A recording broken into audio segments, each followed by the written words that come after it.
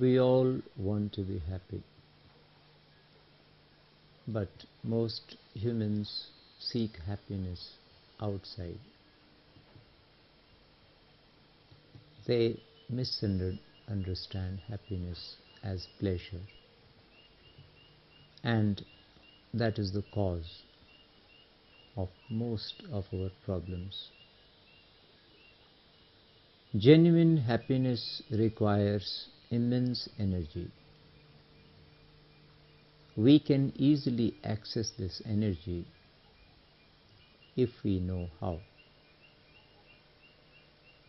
Where does our energy go? It goes into irrelevant thinking. Our rarest energy is used for thinking, and 98% of our thoughts are totally irrelevant, superfluous.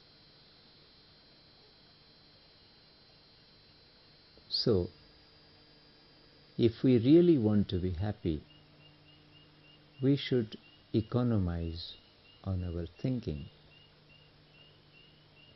Ideally, the brain should only think when thinking is necessary, which means that most of the time it should be utterly quiet.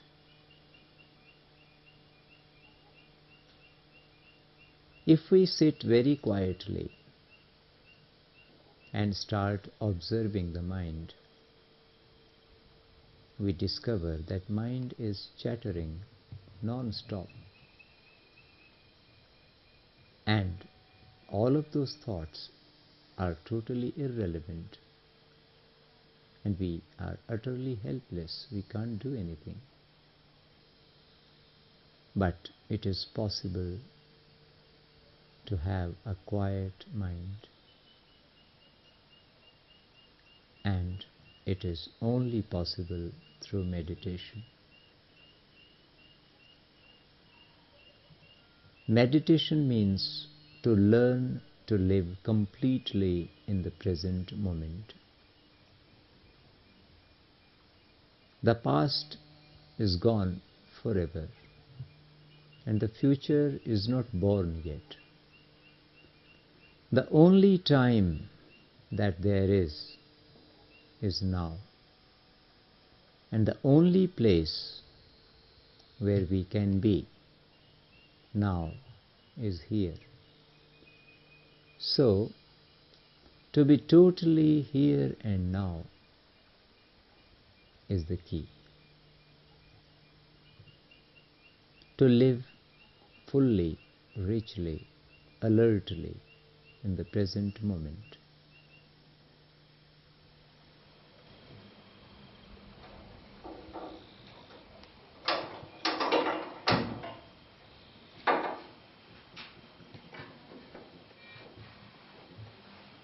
In the morning, I make tea and coffee for some people, and I like doing that because it gives me a lot of energy in the morning after meditation, and then my day goes very nice.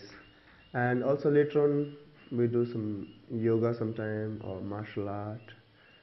So morning, I give tea. Some other people come, they cook food.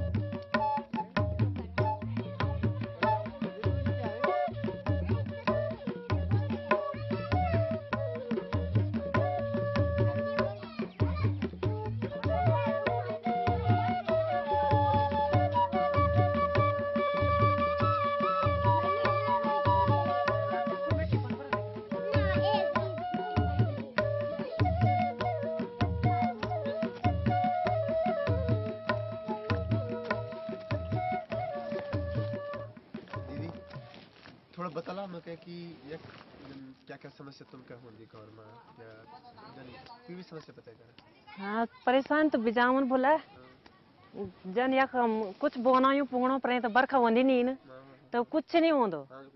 हाँ और घास के भी बिजा परेशान है दूध भी भैंस न रखा घास भी नहीं होंदा बरखा नहीं होंदी न तो तब घास भी नहीं होंदो बस ही परेशान है और आदमी बैर न बस और तब हम इन जंगल जुंगल बेटी बांझ घास लाना खेत में हमारा कुछ नहीं होता। आपके पति कहाँ रहते हैं? वो दिल्ली रहते हैं। तो वो आपकी मदद करती है खर्चा खुर्चे में? हाँ करते हैं। अच्छा कब कब घर थोड़ा आते हैं? बहुत करते हैं। साल भर में कितनी बार आते हैं घर? साल भर में 2-3 बार आ जाते हैं।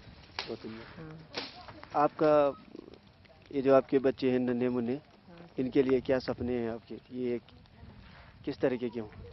सपने क्या होना है गरीब परिवार का क्या सपना होना है। ऐसे आश्रम में बहुत अच्छी पढ़ाई मिल रही उनको ऐसे आगे भी पढ़े तो कुछ बन सकते हैं। तनुजा जी आप बताइए आपकी सुबह से शाम तक क्या क्या करते हैं आप अपने घर में पढ़ाई के अलावा? सुबह मैं 5:30 बजे उठती हूँ। उसके बाद मैं अपनी मम्मी के साथ भैंस में जाती हूँ। वहाँ से वापस आके मैं चाय बनाती हूँ और आग जलाती हूँ। आग जला के मैं खाना खुना बनाने लगती हूँ। उसके बाद मैं भैंस को पानी पिलाती हूँ और कभी कभी गोबर डालने जाती हूँ। गोबर निकालती हूँ फिर तैयार होती हूँ और स्कूल जाती हूँ। तो पढ़ाई के लिए आप टाइम निकाल लेते हैं अपने लिए घर में? हाँ रात को। कितनी देर? लगभग 1 घंटा।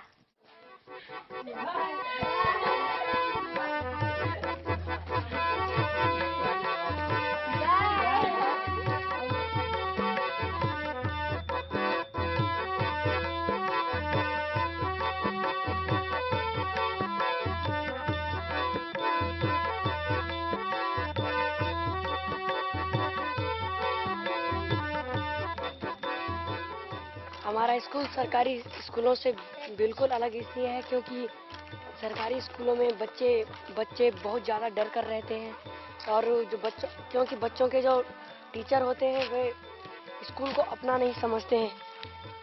वे समझते हैं कि हमें तो सिर्फ पैसा कमाने के लिए ही टीचर बने हैं। वे बच्चों के साथ बहुत ज़्यादा रूखा व्यवहार करते हैं और इसलिए उन्हें बहुत ज़्यादा मारते भी हैं। और सरकारी स्कूलों में बच्चों के लिए ज़्यादा सुविधाएं भी नहीं होती हैं।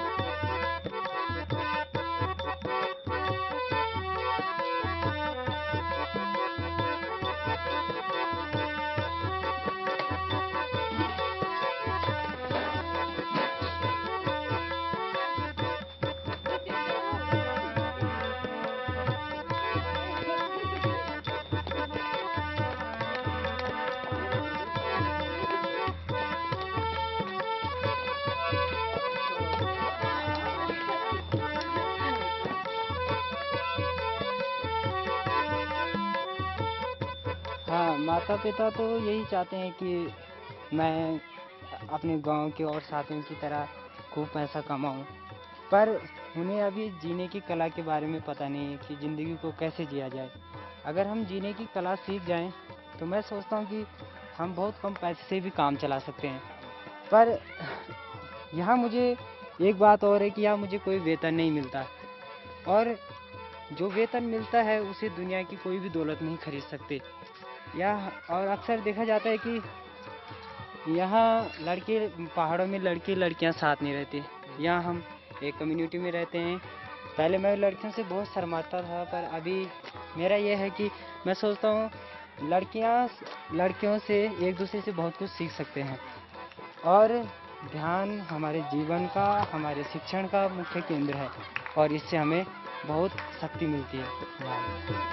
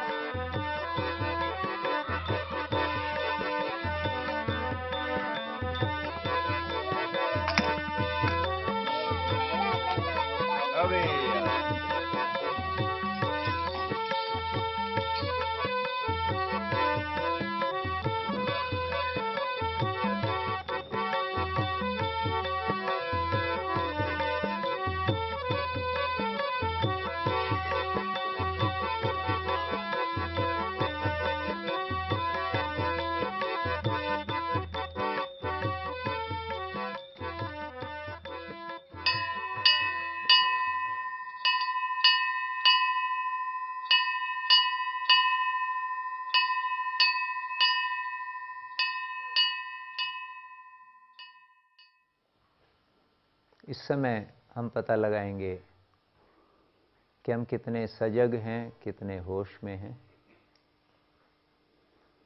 तो कैसे पता चलेगा? तो सांस का पता चल रहा है तो आप होश में हैं। सांस अंदर जा रही है, सांस बाहर निकल रही है। शरीर सीधा है लेकिन आराम से है। सांस के साथ हो सके तो सारे शरीर का भी पता लगाइए। सांस अंदर जा रही है और पूरे शरीर का पता चल रहा है। सांस बाहर निकल रही है तो भी पूरे शरीर का पता चल रहा है।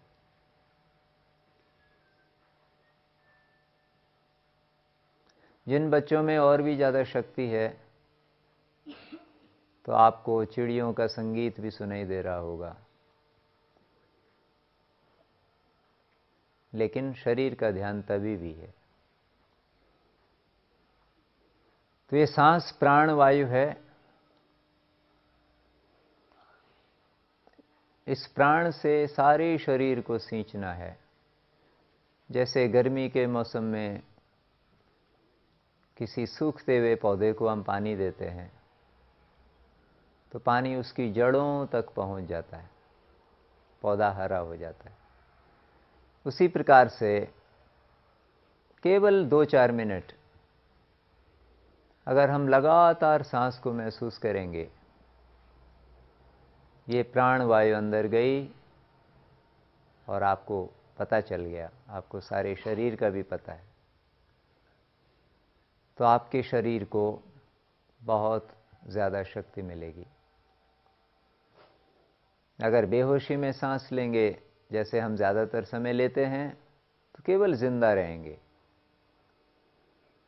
लेकिन होश में हम सांस लेंगे कि सांस का भी पता है, शरीर का भी पता है, तो बहुत शक्ति मिलेगी।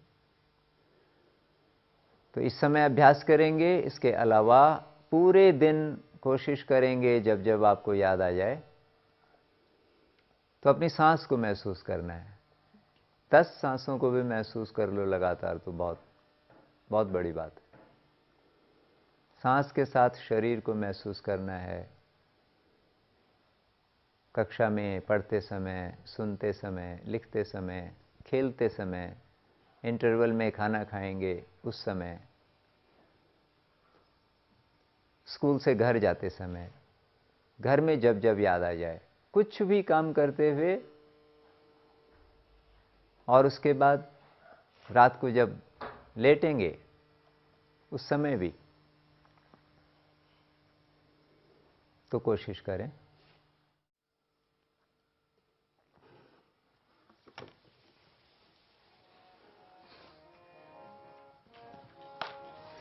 अपने आप नहीं, बड़े बच्चे बांटे।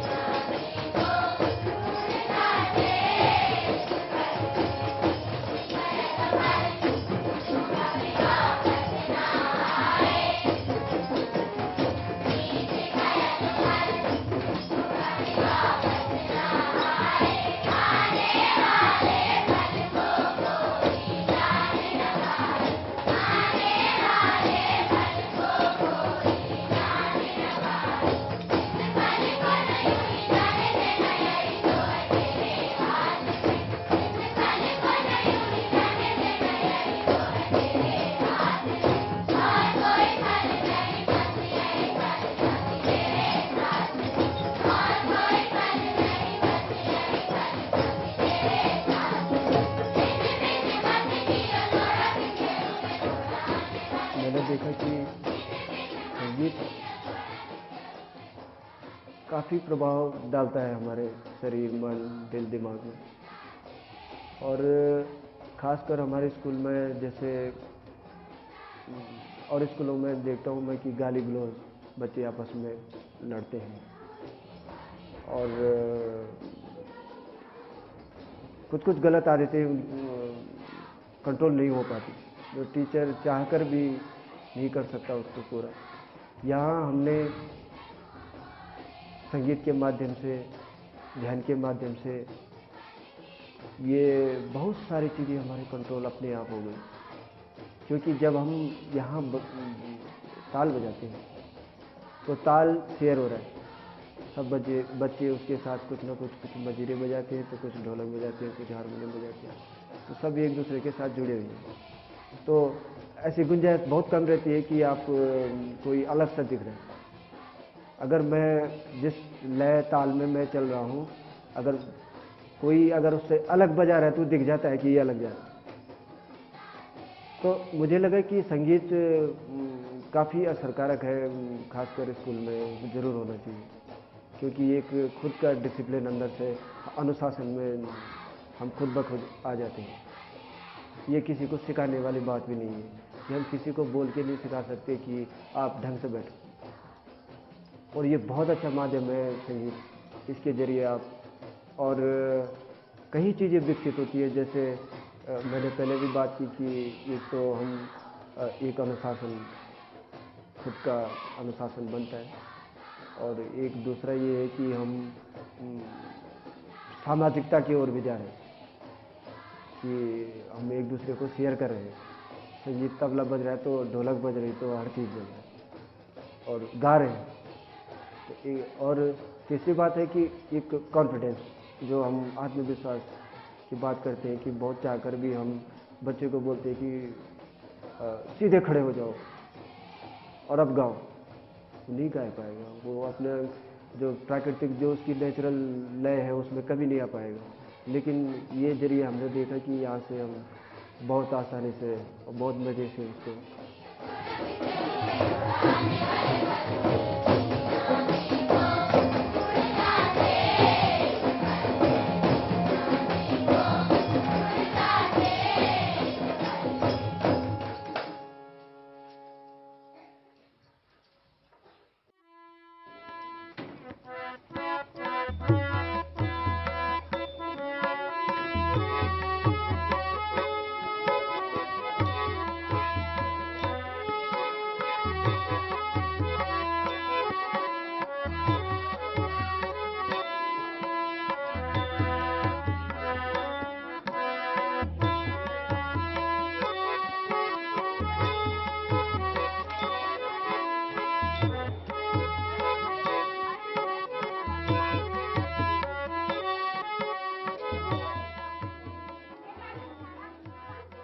I'm curious as to what makes APB school different than other government and private schools in India and just in general.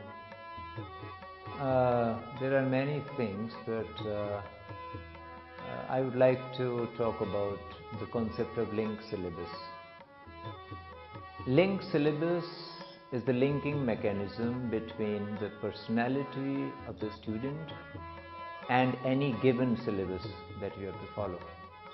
For instance, if you go to a government school, most teachers say that the syllabus is the problem and it is irrelevant, it is not connected with local life, and that is the biggest problem. I don't agree with that at all, because the presentation of the syllabus depends on the teacher. So what we did here, we took out concepts that need to be covered. For instance, take any grade, 5th grade. So you list out all of the concepts that the government syllabus wants you to cover. And then you find a way of making all of those concepts interesting for the child. The child should be curious to know all of those things. Now, how do you do that? So the linking mechanism is what we call linked syllabus. and the child comes from a certain environment, certain cultural setup. So we keep that in mind and then make the syllabus connected to the local environment and local knowledge, local culture in some way. So that connection is what we call linked syllabus.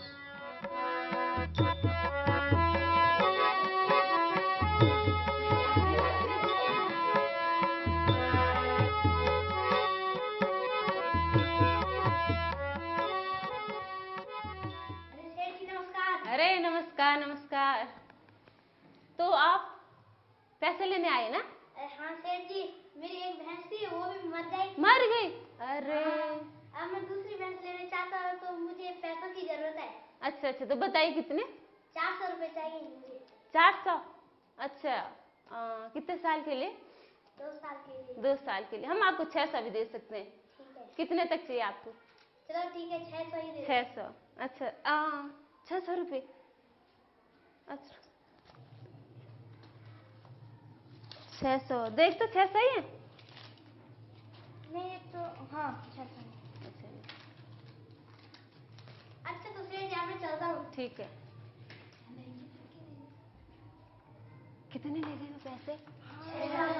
600। तो क्या लिखो? अच्छा लिख दे हम, पता चलो भूल जाएंगे हम। लिख दे। कितने ले गया? 600। तो जो ले गए वो कितने थे उसको बोलेंगे मूलधन। हाँ मूलधन मतलब जितना ले गए। और कितने समय कितने साल के लिए दिया हमने उसको? 2 साल के लिए ले गए ना? 2 साल के लिए ले गए थे आप? अच्छा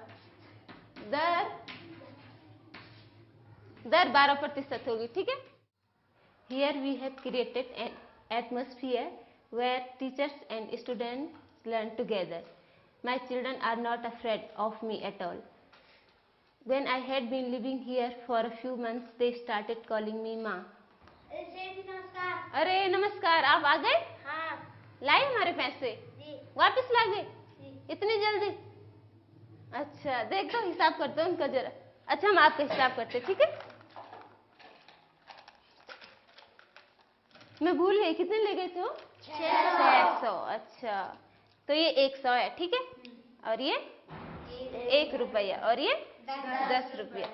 तो 600, 100, 200, 300, 400, 500, 600। इतने ले गए थे ना आप? अच्छा दर कितनी दी थी हमने आपको? कितने? 12%। अच्छा रखो तो 12, 1 साल का मतलब प्रत्येक 100 में कितने रुपए? 1 साल के लिए, ठीक है। फिर चलो रखो। The children are here not only students but also our teachers. The other day my children asked me, Madam, why don't you sing in the assembly? I said, I don't know how to sing. They said, you have been living here for 3 years. Then why didn't you learn to sing? But don't worry, we will teach you. And I said, I am too old to learn music. They said, there is no age limit for learning anything new. My children tell me they love the school more than their home. They take care of the school a lot. They arrange the assembly, they mind the library, and they clean the toilets and they settle disputes.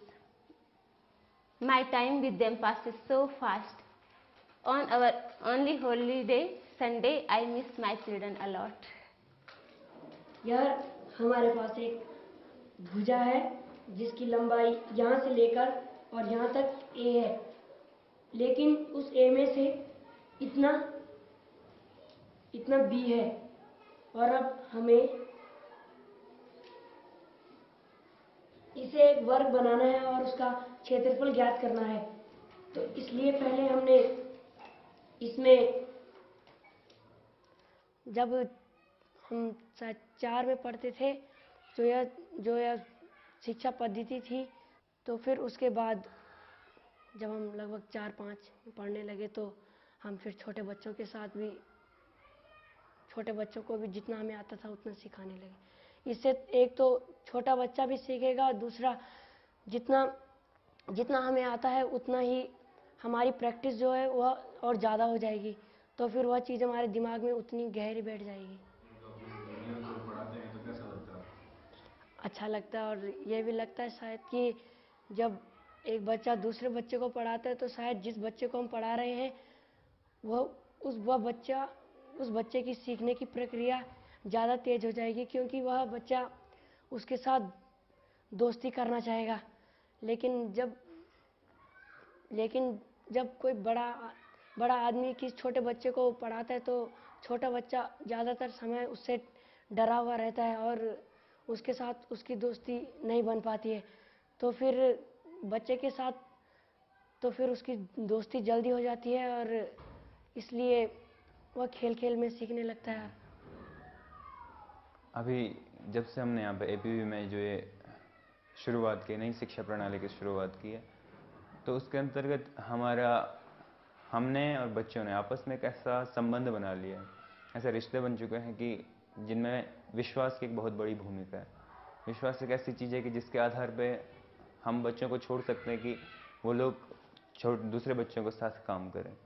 तो इसलिए, और साथ ही साथ हमने कई जगह बच्चों को देख भी लिया है, तो उनके टेस्ट इस सेंस में कि हम बच्चों को दूसरी जगह ले जाते हैं जब, तो दूसरे बच्चों के साथ जब वो पढ़ाते हैं तो उससे लगता है, उनके पढ़ाने के तरीक़ों से लगता है कि हमसे बेहतर टीचर वो बन सकते हैं।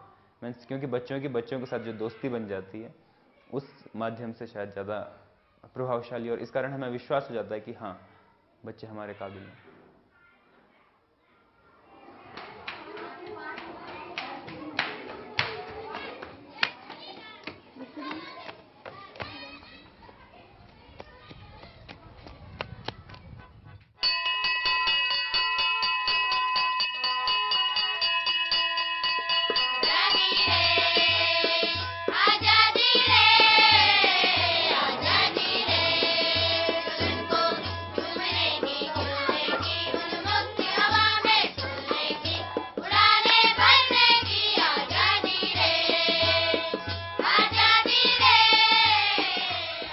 To me, meditation is a way of life.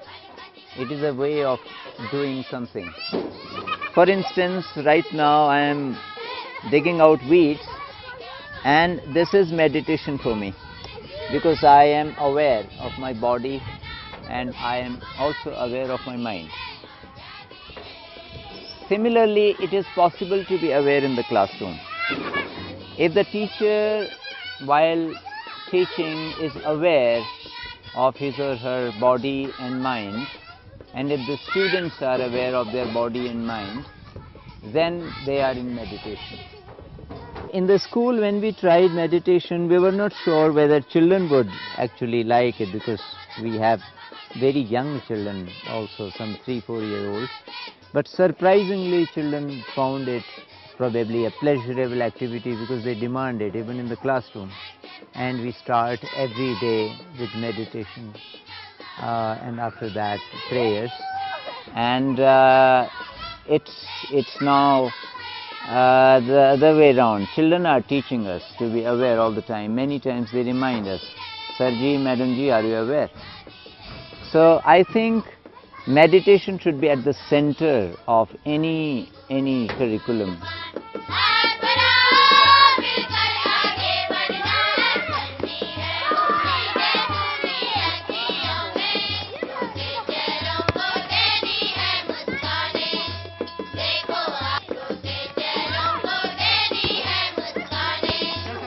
आज के ज़माने में व्यक्ति को कई मुसीबतों का सामना करना पड़ता है। वह कई चीज़ों के बारे में सोचता है, पर यदि वो ध्यान करे तो उसकी अंदर की आत्मा शुद्ध हो जाती है।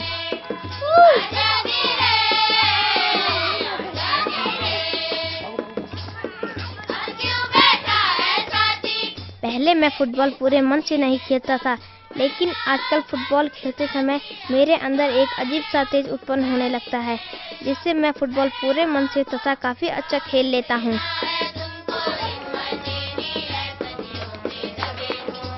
हम अपने स्कूल में बाहर खड़े होकर आंखें खोल के ध्यान करते हैं। हर दिन मौसम बदलता रहता है, हर दिन देखने के लिए अलग अलग दृश्य मिलते हैं। ध्यान से मुझे हर चीज़ को करने में मज़ा आता है।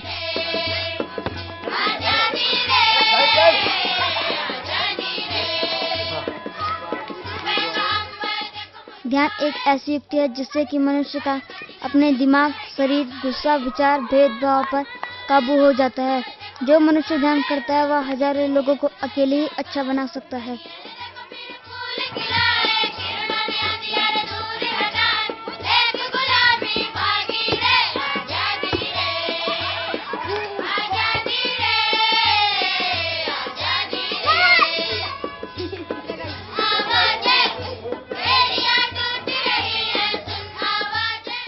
पहले मुझे गणित, अंग्रेजी, हिंदी में कुछ नहीं आता था। ध्यान से मेरे पर कई प्रगति हो रही है। मैं सिर्फ स्कूल में ध्यान नहीं करती हूँ, मैं घर में भी ध्यान करती हूँ। मैं कभी 1 घंटा, कभी आधा घंटा ध्यान करती हूँ।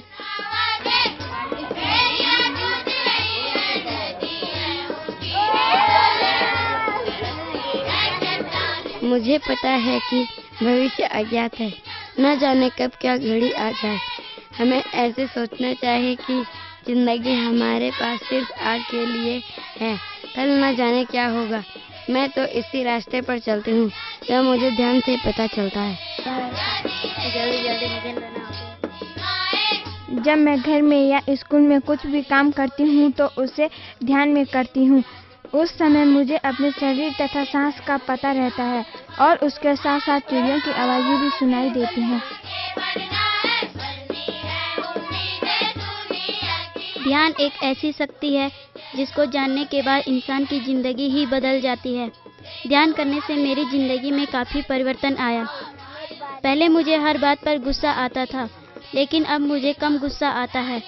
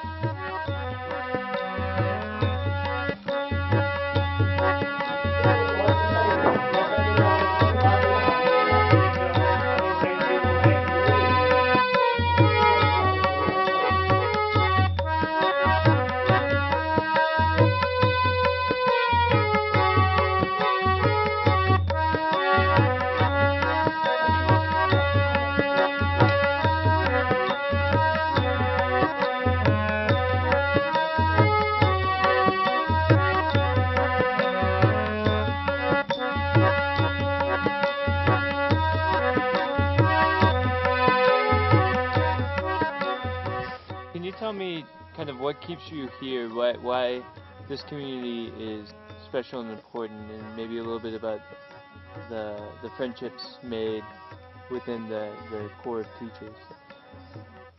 See, we are here almost 10 to 12 teachers all together, living together.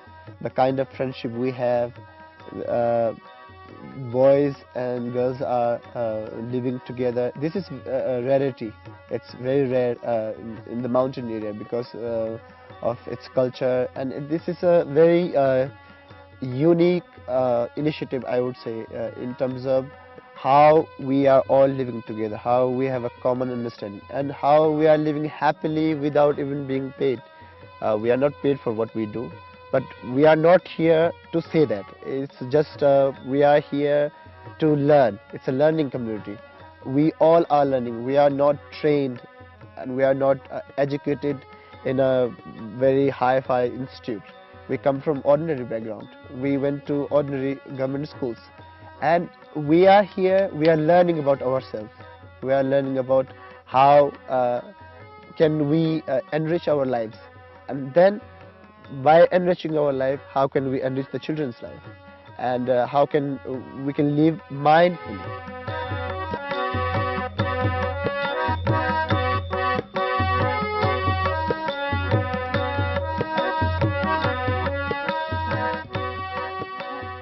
यहाँ पर यहाँ आश्रम में बहुत सारी चीज़ें हैं सीखने के लिए, और नई नई चीज़ें जो मुझे यहाँ रहने के लिए अनुकूल बनाती हैं। जैसे बहुत सारे लोगों के साथ रहना, समुदाय में रहना, और सबसे महत्वपूर्ण है यहाँ पे ध्यान। यहाँ पे जब मैं शुरू में आई तो ध्यान के बारे में मुझे कुछ पता नहीं था, तो यहाँ पे आके पता चला। शुरू में मुझे ध्यान पर विश्वास भी नहीं था, थोड़ा कठिन भी लगता था, लेकिन अब मुझे बहुत ज़्यादा विश्वास है। ध्यान से मेरी ऊर्जा बहुत ज़्यादा बढ़ती है, और मैं पहले मैं बहुत ज़्यादा विचारों में खोई रहती थी। बहुत देर तक बहुत सारे विचार आते थे मेरे दिमाग में, और मैं उन्हीं के बारे में सोचती रहती थी। लेकिन अब जब से मैंने ध्यान शुरू किया तो मुझे पता चल जाता है कि मैं ध्यान में नहीं हूँ, मेरे मन में ज़्यादा विचार आ रहे हैं, और ध्यान बहुत ज़्यादा महत्वपूर्ण है मेरे लिए यहाँ पर। Raja, what motivates you to stay in this ashram? This means mainly I'm here for my individual growth, means internal growth, and also for children's, because to live here, teaching here is a very special opportunity, because teaching, learning and living all are very deeply interconnected here. And also my students help me a lot, like they uncover my hidden emotions, not only positive emotions of love and care, but also the negative emotions like anger or frustration, etc. So this, to live here, to teach here, is helping me to know who am I. And also means I meditate with my students in my class almost every day for half an hour, and children are so pure. Their purity inspires me and all of us to nurture our lost innocence.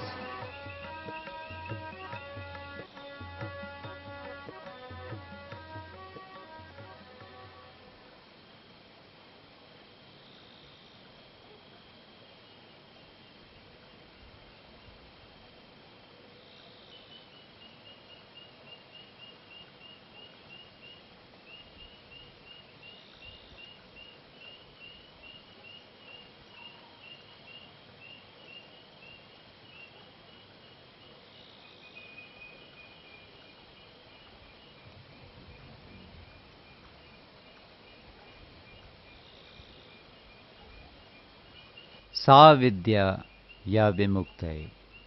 Knowledge is that which liberates. It teaches us how to live in freedom in the outer world as well as in the inner world. Outside there are bonds of nationalism, racism, terrorism, poverty, and so on. Inside there are bonds of selfishness, insecurity, greed, violence, and so on. To liberate us from these bonds is the central purpose of education. To prepare one in body, heart, mind and spirit to liberate one's inner world and the outer world is the aim of true learning. Most humans live like unlit lamps. True knowledge lights the lamp of deep wisdom. It connects us with the infinite source of energy, love and wisdom that is hidden within each one of us. When one lamp is lit, it lights other lamps, and thus society begins to move from darkness to light.